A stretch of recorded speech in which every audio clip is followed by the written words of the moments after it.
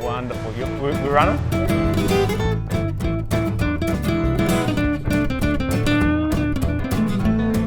Welcome to the Merchants of Joy. We love to showcase people that bring joy to the world through their businesses. And we're here today in Cannon Hill, Brisbane, in front of the Butcher Shop. And we're having a chat this afternoon. Our Merchant of Joy is Brad Patton, who has created one of the best butcher shops in Australia. So whack on a snag, put your feet up and come and join us. Well, Brad, thanks so much for having us here today, mate. Thank you so much. I am a kid in a candy store. I mean, a carnivore in a butcher shop, mate. So just so excited about this afternoon's chat. And this has the propensity to get a bit blokey. So I've made a promise to wear the pink butcher shop hat. I made that promise to Mike, your master butcher. So here we go. So, mate, I want to take you back to 1989. Kevin Costner, he produced a film and starred in a film of a corn farmer in Iowa who had voices from his father as he's walking through the fields of corn, and it said, "Build it and he will come." And I can't help but feel that there's a bit of the same sort of story here, mate, the field of dreams and something that you've created. So just keen to go back when you first got the inspiration to build the butcher shop. Did you have voices in your head, mate? What was going on? Well, yeah, it's what, 4 years ago now. I was in, like, our family's been in the meat industry for 30 odd years, and about 8 years ago I got out of butchering. Yeah. Because I'd lost the passion for it, just hated everything about it. You know, Okay. selling cheap meat, you know, it was a race to the bottom trying to compete with these guys. Yeah. And we weren't selling quality, it was just nasty stuff. And you know, with that you attract that sort of, you know, custom and staff and everything that goes with it. Yeah. So I got out of it and got into a bit of building and developing with a couple of mates, and spent 2 years doing that, and I realised, this isn't me either. Yeah, okay. And so I said to the wife, I might give butchering a go. So I had a long, hard think about where I wanted to go and what we wanted to do. I had a couple of good young fellas that used to work for me. Sure. That had come through their time, and I knew that they would be the answer to this. Yeah. And to be honest, we live local. Yeah. I was walking through the centre, saw this store was shut. I knocked on the landlord's office door. We struck a deal that day. On the spot. On the spot. It was a handshake. Yep. 2-3 weeks later we were running, and here we are. I mean, Unreal. it started with 2 of us, and today we've got 14 of us, 14 guys working here, and girls. And look, we're still growing. Yeah. So what year was that when you actually opened up the doors here? 2016. 2016. Okay. Because Yeah. I must admit, I drove past this centre every afternoon on the way home from work, and I just kept on driving past, and I saw the digital billboard there, and one day it said King Island grass-fed ribeye, $12.95, and I've just gone, I'm in. and I've gone in, and I've gone, what's going on in here? And of course, mate, to be honest, this place was a bit of a shithole back then. There was you, the tobacconist, there was a couple of $2 shops, and of course the big retailer. And I've walked over to your shop and I saw a massive array of sausages, and what's going on here? And of course I picked up a couple of kilos and tried your King Island ribeye and went home and was blown away, and of course haven't turned back since, you know. But what I found interesting was quality, like you said, it wasn't the cheap cuts. Yep. And I'm going, hold on, this is Cannon Hill, and there's nothing wrong with Cannon Hill. But it's like you said, you chose that level, really interested in what... Yeah. I mean, is it a marketing guru that said that? Was your gut feeling? How were you guided to choose that way? Oh, look, I spoke to lots of guys that I look up to in the industry, and to be honest with you, more of them said to me, it won't work. Yeah, okay. Cannon Hill's not ready for it. Yeah. You won't get those, you know, you won't be able to afford to put that sort of meat in there and sell it. And look, I just knew that what we were looking for as a family. Yeah. And you know, and other friends that we have, and kids go to school with other families, and I just knew that people, their habits were changing on the way they shop, and Sure. it's not all about price now. That's you know, people love an experience with what they eat. Yeah. They want to know about what they eat. There's got to be a story with everything. Sure. Yeah. So we don't buy on price here. Like when we make contact with a farmer or a supplier or a wholesaler, first thing we do is talk about the product. Yep. And what it is, and you know, get the background on it. We do our research on it. We get it in. Yep. When we feel that we find something we want to sell, we then talk price. Okay. After we're happy okay. with it. So, and even still, I mean, we've got brands here now that, you know, we've stocked since day one. Yep. And we won't move away. Yeah. Okay. From them, and customers vote with their feet. They do. They you know, do. Like, you know, like, can use our Christmas hams for example. You know, the first year we sold just on 300 hams. 300. And Yep. sold out. Yep. This year we're going to do about 2,500 to 3,000 hams. Unbelievable. And we will sell out. Well, that is the field of dreams. The people have come. You built the baseball field, and then they've come. And so 2016 to sort of, I don't know when this centre was refurbished again, but it's interesting how I believe that it's you were the catalyst for this whole centre to redevelop. I think you're the man that brought the people here, and now the big guys are spending it. It's one of the best stores in Australia now. I mean, the landlord it always was on the cards, this renovation, but it was brought forward once he saw that our customer numbers had increased by about 3,000 people a week on where we were at. So he said, I think it's time we spend the money. He spent the money, Woolworths spent some money, and it's just, and look, I love this area. Yeah. I love the area, I love the people, and it's a real community sort of. Yeah, it certainly is. And very loyal people around here. Like our customer base is so loyal. Yeah. You know, like they give you a go, they give you a chance, and they support us. Yeah. You know, and to be on Woolworths door and we don't price match. There's no war. Yeah. There's no war, Yeah, and we don't need to do that now because people trust us. They know if they buy something here, it's going to be good. And something's not cheap. If you can buy it cheap, you go home and can't eat it. It's horrible. Yeah, this is it.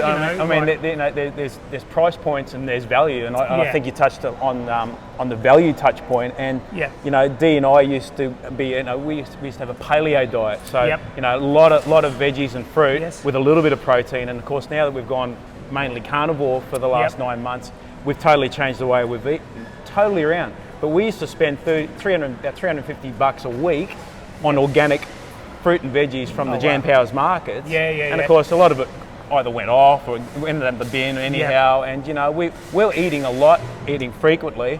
Now we probably eat less. And our budget has gone from $350 a week plus a bit of protein. Now it's probably half that. So we're eating better, but we're eating less. And so the value, the value is now there in eating great cuts of meat. And I think the whole COVID thing too has people were re-educated, but it's really made them step up. Being stuck at home and not being able to go out as much. Well, they're coming in here and saying, well, we want to eat good. So it's helped us as a business. But it's let people realise, you don't have to spend a hell of a lot to eat well. That's the big misnomer. People say, eating red meat is expensive. Well, we've actually found the opposite. We're eating less and eating better. But I suppose this conversation can't go without mentioning COVID. And I remember when pandemic was first mentioned, and this people were lining up to buy shit tickets and bloody packets of pasta and rice and so forth. And the smart people were lining up over here, going, "What's the best meat I can make for bone broth?" For food for my family to sustain our immune system. And so did you find there was an uplift in sales during that first period? Hell yeah. So I mean, the first thing we had to battle with was supply. Okay. Like that first couple of weeks, we sold over 10 tonne of mince in 3 weeks. Mince. Okay. So a lower cut of I think meat. It was more people were panicking and they were just trying to fill their fridges. Okay. And then that kind of tapered out, and everything changed again, and it went a lot of good steaks. Okay. A lot of good steaks, and it helped us a bit because all the restaurants shut, so we were able to source some good quality, gear, and But yeah, the change in our business with COVID, it's been no good for a lot of people, but for us it's been huge. And people having more time at home to cook, maybe slow cooking, slow roasting. The barbecue, the cult, that's growing too, and a lot of young fellas getting into barbecuing meats and the smoking and so forth. Have you noticed that it's sustained and people haven't dropped off back to the cheaper foods, and have you found that it's now sort of? It's definitely probably what you said before. They're eating less, but better. Better, yeah. So, less meat, but better meat, which obviously we love selling good meat. Sure. And that's, our guys love cutting meat, so love cutting good meat, I should say. Okay. So, when the guys are cutting heaps and heaps of good steaks and stuff, that's what they come to work for. Yeah, okay, that's what they're here for. Doing the premium stuff, So I want to talk about Aussie folklore. So when you go to an Aussie barbecue, there's two topics that normally come up. There's beer, and around the barbecue is the meat, And one thing I've noticed through a few barbecues in my time is no bloke that's ever made home brew has ever made a bad one. Mate, my brews is fantastic. And it's a little bit about the same with the meat, oh mate, my butcher, I found this butcher, but mate, all butchers aren't the same. No. And all meat's not the same. So back to your supply thing, which I really found interesting. So you have a standard, you source, and then set your price. So what do you look for in a supplier or meat source? Oh, well, first of all, I visit our farms. Yep. So I just spend a bit of time, the start of this year, I spent some time in Tassie and toured around with some other guys and on the farms where our cattle come from. And watched how our cattle was processed, went right through the abattoirs and learn our supply chain from the paddock to the time it gets here. Okay. We had dinner with the farmers and stuff like that, and went out and mustered some cattle up and did all that and just, realised what they were doing kind of matched what we were trying to do. So it's no good standing up there and giving a story about something if that you don't know you're about. bullshit. Yeah, absolutely. So we know that our cattle, they're in paddocks in, you don't even know there's cattle in there until they lift their heads up. That's how the grass is that lush. Yeah, sure. So dealing with good people. Makes our job so easy. Yeah, sure. Good, honest people. Yeah. And I suppose being there, feeling it, seeing it, the next week, the next delivery is not going to be of a substandard because you know that standard's that's where there we're at. all the time. Yeah.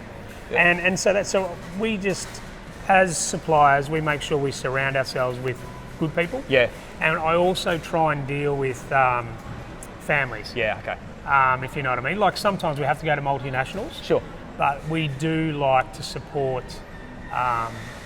family farmers and family breeders, or making sure that there's always someone at the end of that chain getting a lick out of it like we are. Yeah, I love that. And that's, we see what's happened with the dairy farmers, the poor buggers over the years, and, it's terrible, and we don't want to, to be fair, there are some really good butchers in Brisbane, and you're definitely at the apogee, the top of the tree with those kind of guys too. But, my first job was 1984 and I worked for Safeways before. Oh, yeah. So Safeways down in Logan City, Woodridge. And back in those days, they did have butchers in the store. That's right. So you went to the butcher department and you went into their cool rooms. It was all sacred area. Don't come in here, boy. Exactly. But they had beasts. They were real butchers. And of course nowadays the duopolies, they just pack pre-packaged meat from whatever it is. Yeah. But the big boxers came into town. They sort of took over and pushed the butchers away. But that's coming back now. It's re-evolved. It's a little bit like when I was a kid, my old man used to take me to the barber. Yeah. You know what I mean? And that was where I went and got my hair cut. Well, as I grew up, the barbers disappeared. Sure, yeah. Now, barbers are cool. Yeah, absolutely. They're cool. Blokes go to barbers. Well, butchers are similar. We've come back and we're cool. It's a cool thing to go to a butcher and get good meat, and it's reinvigorated. I love what you said about the family too, because Pete Evans wore a shirt a couple of months ago that said, "Know thy or love thy butcher," You know, and I feel like if you're on a first name basis with your doctor or your pharmacist or something, you got it all wrong. Like you probably should be a first name basis with you guys. We have someone in charge. Yeah, okay. But we're all accountable. Well, I must admit, at first, you know, when I first met you guys, I thought Mike was the head man, and you know, you're one of the boys working on the store, and there was no sort of levels that I could see. You know, very very healthy relationships. They all take ownership. Yeah, and they do, and. You know, we have even in the way that the boys are paid, we're all in it together. Yep. So we have a pot that we all get shared out between us. Sure. So if things are good, we all get a lick out of it. Yeah. A drink instead of saying just you three guys. So, you know, from the apprentice up to the senior guys, we all benefit when we're busy. Okay. Yeah. So, mate, there's obviously financials to a business and the way you measure and you get metrics and that kind of thing, and you know, there's you know, a big responsibility of 14 staff to pay and that kind of thing. And obviously, at the end of the day, you go home and we've had a good week. But apart from the dollars and the cents, how do you measure success or joy in your job that you do? Like, what is it that you go, yeah, that's pretty good? I know, to be honest with you, I just roll out of bed, no alarm clock. Okay. Because I want to go to work. Right. Oh, well, there you go. I want to go to work. There's a wisdom bomb for us. You'll never work a day in your life if you like your job. Yeah, sure. And I knew in my last job, in butchering, I hated it. Yeah, okay. I drive to work dreading walking into the store. I just hated it. Here, I love coming to work. I just love it, you know, because you never know what we're going to, you know, every day is different. Mate, is that because it wasn't your creation, do you think? Or there was just, it was like you said, you know, you kind of didn't believe in the business model. Cheap, low, you know, that slippery dip to the bottom type thing. Look, I created it. I created something that was no longer sustainable. Sure. You know, it was no longer, and I knew that it was no longer sustainable. But then here, we created something that I love. Yep. You know, so I mean, I love food. Yeah. I love having a beer. I love barbecuing. I love, you know, families and friends getting together, and that's pretty much what we do all day. Yeah. You know, and what makes it easier is good staff. Sure. Yeah. So, you know, like if we employ someone that don't fit in the first couple of days, out she goes. Yeah. Okay. You know, we don't want any. You've got to fit in. Yeah. And it's pretty hard not to fit in here. Yeah. So yeah, good staff, good suppliers. Good atmosphere, mate. It flows through. There's a real authenticity to your business. Yeah. A lot of smiles, and I mean that's what the Merchants of Joy is. There's, you know, this isn't like I said before, a franchise where you need to say this. You need to align with this producer or this supplier, and these are the agreements we were in place with. Yeah. It's like, you know, you're on the land, and apart from probably sitting down with all your customers and like. You really are paddock to play, don't you? Like, we are. And even now you're home delivering, which is a new, you know, innovation to your business. Yeah, look, the home delivery's been huge. It's something I always said I didn't want to do. Okay. It's not me having trucks out on the road with guys driving and stuff, but I mean, you've got to learn to change with times. Yeah. And get back to COVID. That changed everything, and it was like I was worried that, you know, we might not have had a business. Yeah. Okay. If we went into lockdown, sure. You know, we had to think of what we were going to do for all the staff, and and we had bills to pay. So I said, let's just get this online happening. Yeah, okay. And we worked day and night to get it happening, and we've now realised it's actually a good part of our business. Yeah, right. It's a separate part of our business, and we've got one guy that looks after that, and he's done an amazing job. So that's Mike. Yeah, he's set that up, and you know, it could be bigger. I mean, we've got plans. We're going to start doing the Bay Islands and stuff soon, sending the truck over there and and that. But I just don't want it to get too big where it's too much. We've got a good little business. Just want to keep a lid on it. Yep. You know, we've got some of the bigger restaurants in town that want us to serve them because of our name now and our quality. You know, and it's silly as it sounds, we've turned them away. Yeah. Okay. You know, like that's not us. Yeah. We're not into supplying restaurants and hotels where this is what we do. Yeah, you know, serve the public. And Dee and I actually, someone asked us this last night, we had someone over for dinner, and he actually said, how do you guys dine out? And we said, to be honest, we find it difficult. Yeah. You know, we have fallen in love with food. Yeah. And so we eat what we consider restaurant quality food every night. Yeah. And it's just become a love of ours, you know, every bite to every bite is pleasure. Yeah. And that's what the better quality of cuts do, you know, and you just enjoy your food. It's not just fuel. Yeah, and I mean, sitting around home too with you know, I mean, I've got young kids and, you know, in and out of the pool, running around, nice bottle of wine, a few beers, whatever you have, and good food, and then you get good friends in. Yeah. Doesn't get any better. That's you know, exactly it. You haven't got to worry about getting home from town, trying to find a car park, you know, taxis, Ubers. It's just, you know, it's... And mate, so some of those doubting Thomases and the mates and maybe a couple of family friends from the earlier, like what do they say to you now? Like, I mean, they must be pretty proud and like, man, look what you've done. Like, yeah, it's like... Does that matter to you, or that you sort of let that go? No, it's just let it go. I mean, to me, I think when a couple of the bigger hitters in the industry said to me it's not going to work, kind of made me more determined. Sure. And I said, it will work. Yeah, okay. I'll show you how it's going to work. Yeah. And, you know, we're now, you know, there's probably 5 butchers in Queensland that do what we do on our scale. Yeah. And, you know, we move a hell of a lot of good meat now, and we're, you know, we've got blokes knocking on our door to supply us. Right, okay. Go back 4 years ago. Yep. People are like, oh, I don't want to go there, that won't last, they'll go broke. You know, look at it now, you know, like everyone wants a piece of the action. Yeah, okay. Yeah, look, I never doubted it. I didn't expect it to be this big. Yeah, okay. I'm not saying I didn't want it to be this big, but we're probably about 50% above what I thought we'd end at. That's amazing. You know, so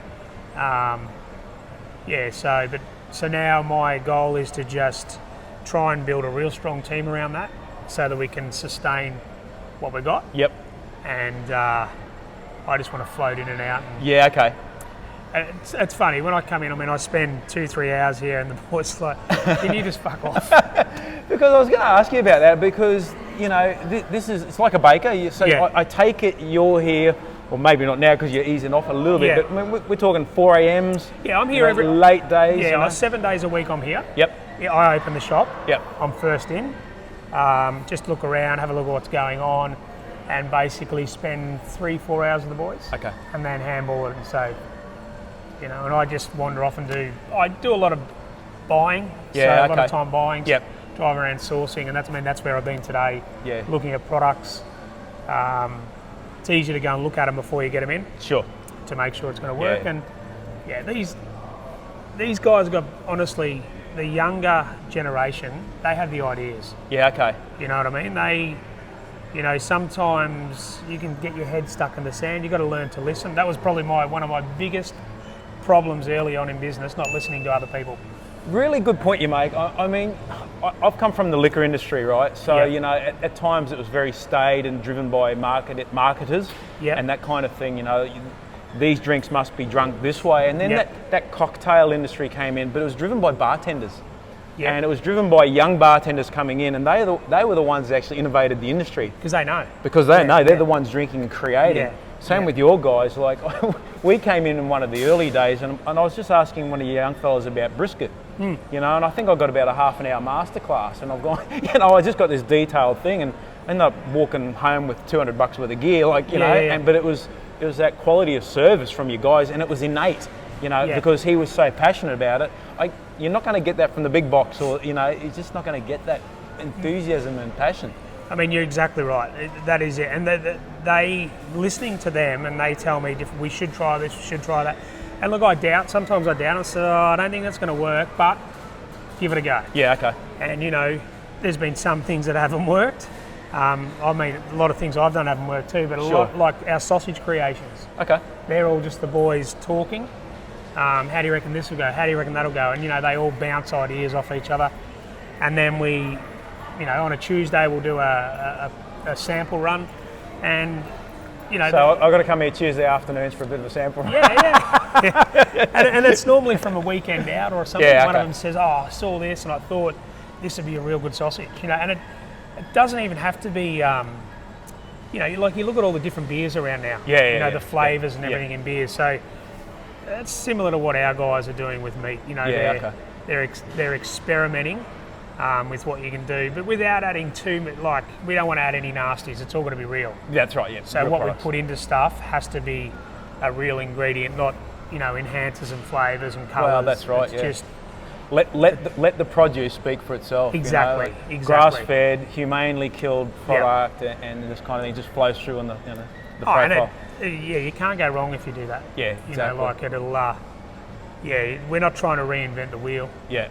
We just let it happen. Just add beautiful flavours to it. Yeah. So, mate, obviously you do get a lot of joy from what you do. That's obvious in your staff, and what you said earlier. You just slip out of bed, and you don't have to put the alarm on. So, aside from the butcher shop, how do you get joy in your week and in your world at the moment? Like, Family, time, camping, fishing. Fishing. I should say fishing. Yeah, and just I love going to the beach, mate. Just sitting on a chair, having a cold beer. Yep. Barbecue, friends, and I mean my younger kids. That in my last business I missed out so much on. My oldest one growing up. So sure, I'm reliving probably that, if you know what I mean. So, so that's really good. Like spending lots of time, school drop off, school pick up. Being able to go to football, netball, training, and do the things that I suppose a lot of dads don't do. Because they grow up too quick. They grow up mightily quick. I said to them, it's not all about money anymore, where I used to be just so focused on making money. Yep. I could spend a lot more time at work and make more money, but that's not what I want. I'm happy I've got a good business, a good lifestyle, and being able to do things at home and, share the load and just chilling. I just think there's been some great wisdoms out of today. I just love how you followed your gut instinct. Yep. You've got your standard, which is quality, and then let the market come to you. I just think there's so much courage in that, and a lot of people will drive down a price. So I think it flows through in everything you do. So well done, mate. It's just flowing with joy. Yeah, and I try and use my model that's we didn't fall on it, but our ideas, and I talk to other business guys, and I said it's not rocket science. This can work in any business. Just those ingredients for sure. Just whether it's selling fresh produce or or building something or whatever, it's got to be honest and do it right, and it doesn't happen overnight, but it happens. And also that bit you said, allowing your staff to be, their own decision makers within the business. So I mean, it just shows, and that applies to any industry. And listen to them. Like don't micromanage them. Like sometimes I start to overthink things. And that's when I think I've got to get out of here. Pull back a bit, give it some space. Because I'm only going to put a lid on that kid, and he's not going to tell me what. You know what I mean? So and they're the future. Oh, it's amazing. I think for any young ones looking at this butcher shop model and looking at the young people that work here and the joy in it, like it's a very, very rewarding vacation. And I mean, you are putting supreme animal nutrition in the plates of really good people in your community. No wonder they're so happy here. I mean, it's just fantastic. They're a good bunch. Good bunch. But it also helps too. Serving a good class of people. Sure. Do you know what I mean? Like, people come here, knowing that they're going to probably spend a little bit more than Woolworths or Coles. Yep. So they've already got that mindset, and they just want good meat. So they're happy when they get here. Yeah. You know what I mean? So when someone's happy and they walk up to your shop, or when your staff are happy, it just bounce off each other. I always say every bite is an investment in your future.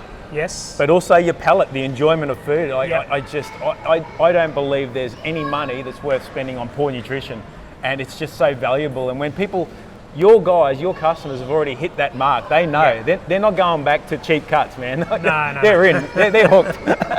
So it's the perfect business model. Like it's a win-win. Your suppliers through to your staff, through to us. So mate, it's brilliant. No, it's good. It's good. So, mate, thank you so much for your time today. Yep, thank you. And we've actually got to go buy some more meat this afternoon, so we'll get stuck into it. Lovely. Thanks so much, Thanks, Brad. mate. Awesome, Cheers. mate. Thank you. Thank you.